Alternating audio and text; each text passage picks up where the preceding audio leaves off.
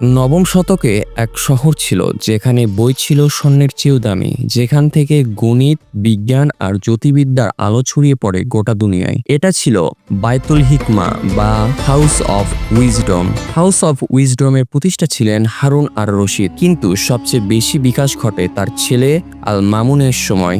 বাগদাদের এই প্রতিষ্ঠানটি ছিল কেবলই একটি লাইব্রেরি নয়, এটি ছিল গবেষণাগার, অনুবাদ কেন্দ্র আর জ্ঞান বিনিময়ের গ্লোবাল হাব।